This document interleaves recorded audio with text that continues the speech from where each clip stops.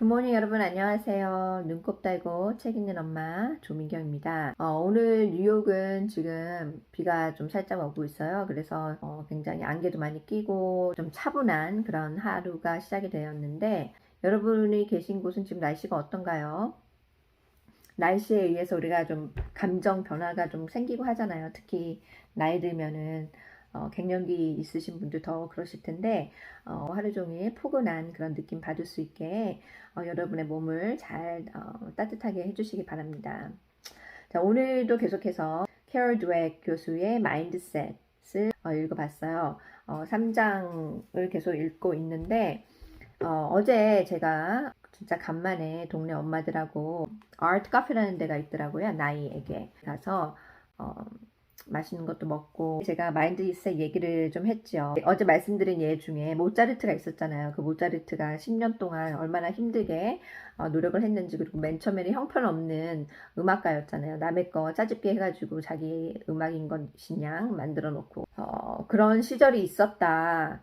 모차르트도. 그랬더니 이제 엄마들은 아니 그게 무슨 소리냐, 모차르트는 5살 때부터 신동이라는 말을 듣고 훌륭한 음악가가 됐는데 말도 안 된다, 이런 평범한 애들이랑은 틀리다, 원래부터 그렇게 큰 재능을 갖고 태어났기 때문에 걔가 그렇게 세계적으로 유명한 음악가가 된 거다라는 얘기가 나왔었어요. 그런데 진짜 우연치 않게 그 질문에 대해서 대답할 수 있는 내용을 오늘 아침에 제가 읽게 된 겁니다. 자, 그러면 우리가 이런 말을 던져볼 수 있겠죠. 애들은 다 똑같은 능력을 갖고 태어났느냐라는 질문이죠. 거기에 대한 답은 아니다라는 겁니다. 엘렌 위너스라고 영재들을 연구한 분이 있어요. 그러니까 미국에서는 이제 영재들을 말할 때 prodigy라는 표현을 많이 쓰거든요. 천재적인 그런 재능을 보이는 애들한테. 이 사람이 한 말은 영재들을 연구해 본 결과 영재들이 재능도 있긴 하지만 또 집요함이라는 거를 갖고 있다는 거예요. 그래서 뭔가 관심이 있는 일이 있으면은 그거를 계속 파고 들어가는 그런 집요함이 있어서 결국에는 큰 업적을 이뤄낸다라는 그런 논리를 펴냈습니다. 예를 들어서 마이클이라는 학생이 있었어요. 이 아이는 숫자랑 문자를 갖고 노는 걸 너무나 즐기는 아이였죠. 그리고 부모님한테도 끊임없이 질문을 하는 걸 좋아했다고 합니다.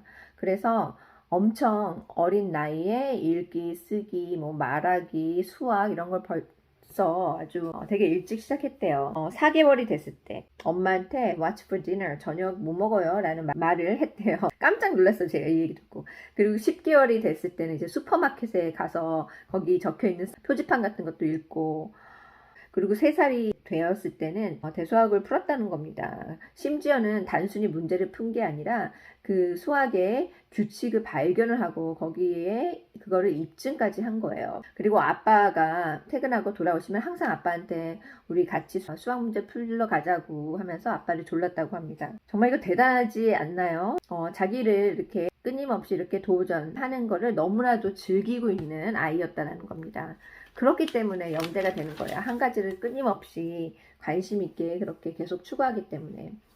그래서 이 엘렌 위너 씨가 한 말은 대부분의 사람들은 이 재능이라는 거를 능력 자체다라고 생각을 하는 건데, 사실 잘 따지고 보면 이 능력을 잘 키우는 사람들은 끊임없이 그리고 항상 호기심을 갖고 계속 새로운 거를 도전하고 추구한다는 그런 태도에서 나온다는 겁니다. 그래서 결국에 성공한다는 거예요. 그렇다면 이게 능력이 중요하냐 아니면 마인드셋이 중요하냐라는 질문을 또 할 수 있겠죠. 예를 들어서 모차르트가 정말 어렸을 때부터 신동이라고 불렸다고 하는데, 그러면 음악적 재능을 타고났기 때문에 성공을 한 것인지, 아니면 이 모차르트가 손가락이 변형이 될 정도로 그만큼 연습을 했대요. 그래서 이렇게 미친 듯이 파고드는 그 힘 때문에 그런 건지, 또 다윗도 그냥 과학적으로 너무나 능력이 투출하기 때문에, 재능이 뛰어났기 때문에 그런 건지, 아니면 어렸을 때부터 그 스피시맨, 표본 같은 거를 수집하는 걸 굉장히 좋아했대요. 그래서 어렸을 때 항상 그런 표본을 막 수집하고 다녔다는데, 그런 어렸을 때부터 그렇게 파고드는 관심사 때문에 그런 건지, 그거는 우리가 명확하게 뭐다라고 말하기가 힘들다는 겁니다. 이렇게 보면 좀 간단하게 답이 나오겠죠.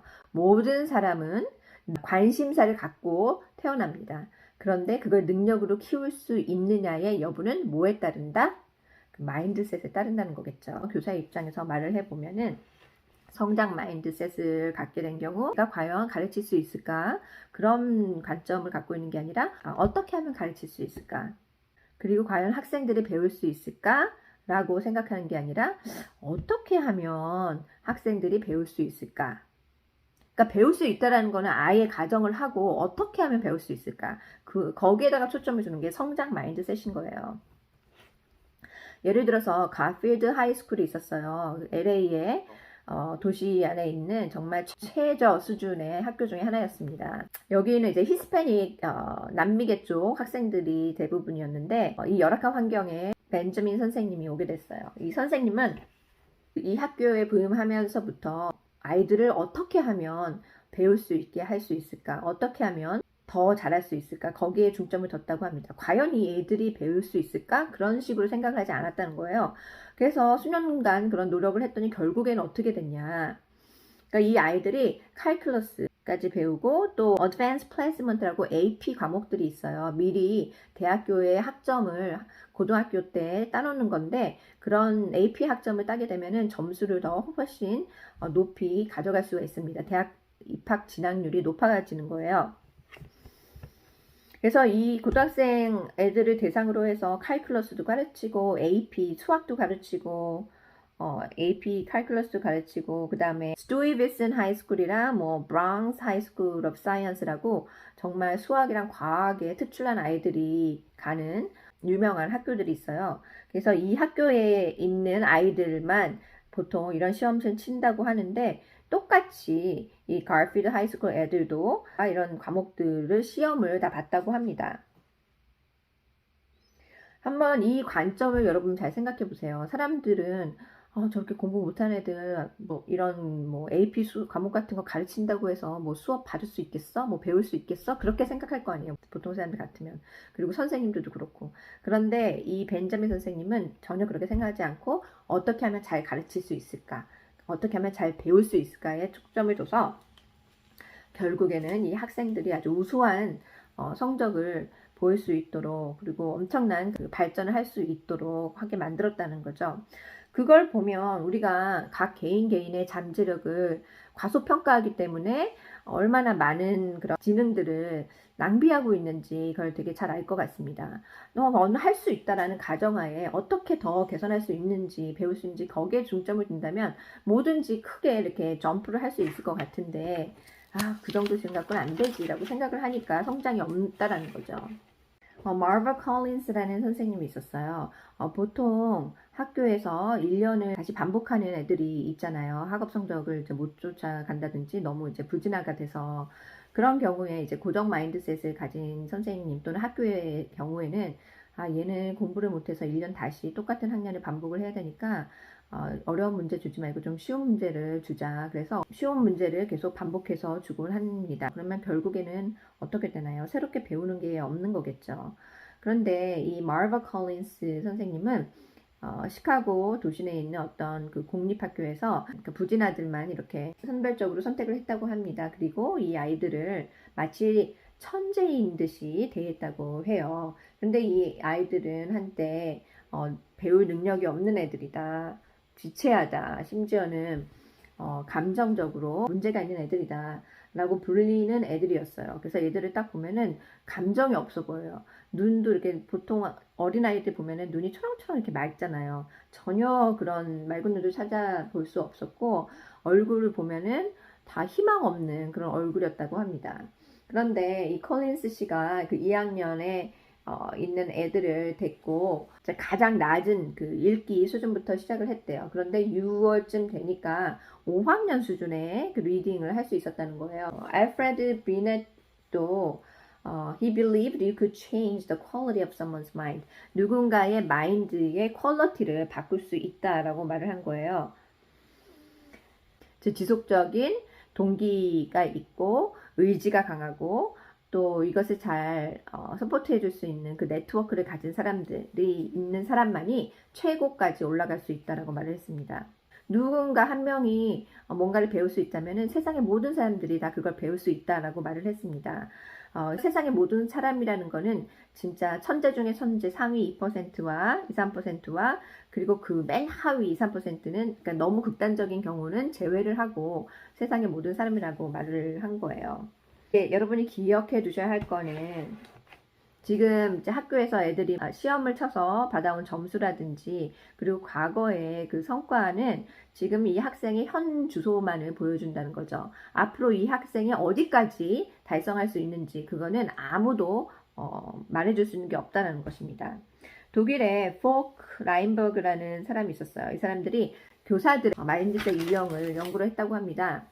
그런데 대부분 많은 선생님들이 이제 고정 마인드셋을 갖고 있다는 거예요. 그래서 처음에 우동생으로 온 아이들은 졸업할 때도 우동생으로 졸업할 거다라는 생각을 하고 있고 또 부진하로 들어온 애들은 계속해서 쟤네들은 그러고 있을 거다라고 선생님들이 생각을 한답니다. 이런 선생님들한테 배우는 아이들은 그렇게 진짜 된다고 해요. 그래서 큰 이변이 없고 발전이 없는데 성장 마인드셋을 가진 선생님들 밑에서 지도를 받는 아이들은 아무리 바닥에서 시작했더라도 나중에 치고 올라오는 학생들이 생긴다는 겁니다. 그걸 바로 이제 마르바 콜린스 선생이 이룬 거죠.